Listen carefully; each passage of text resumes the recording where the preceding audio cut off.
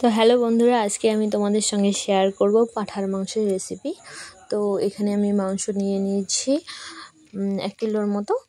তো এখানে আমি কড়াইতে প্রথমে দিয়ে দিলাম তেজপাতা, শুকনো লঙ্কা, কয়েকটা এলাচ, জিরে। তারপরে এখানে আমি কুচনো পেঁয়াজ দিয়ে দিয়েছি, রসুন থেতো করে দিয়ে দিলাম। এরপরে মাংসটাকে ভালো করে ধুয়ে নিয়ে এরপরে আমি এখানে কিছু মশলা পেস্ট করে নিলাম, জিরে, আদা। তো মাংসটা আমার ধোয়া হয়ে গেছে। এরপরে আমি এখানে দিয়ে দিলাম। পেঁয়াজটাকে বেশি একটা ভাজবো না, কারণ পাঁঠার মাংস রান্না করতে করতেই গলে যাবে। তো এটাকে এখন ভালো করে ভেজে নিব। এখানে আমি লবণ, হলুদের গুঁড়ো দিয়ে দিলাম। এখন আমি ভালো করে নাড়াচাড়া করব।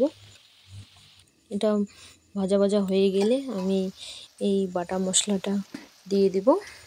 দেখুন আমার মাংসটা প্রায় ভালো ভাজা হয়ে গেছে। এরপরে আমি মশলাটা দিয়ে দেব। মশলাটা দিয়ে ভালো করে নেড়ে চেড়ে এখানে আমি আলুটা দিয়ে দিলাম, ভেজে রাখা আলুটা। এইভাবে নাড়াচাড়া করে এরপরে আমি মাংসটাকে সেদ্ধ করার জন্য পরিমাণ মতো জল দিব।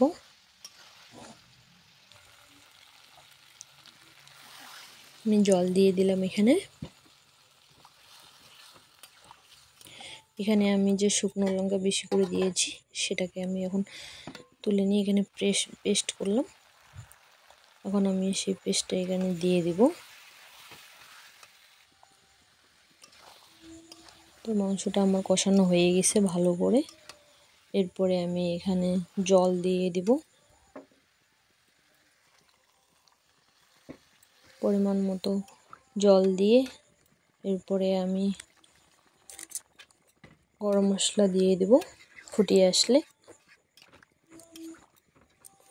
পাঁঠার মাংস এইভাবে পাতলা ঝোল খেতে খুবই ভালো লাগে। আপনারা ট্রাই করবেন, দেখবেন খেতে খুবই ভালো লাগে পাঁঠার মাংস পাতলা ঝোল।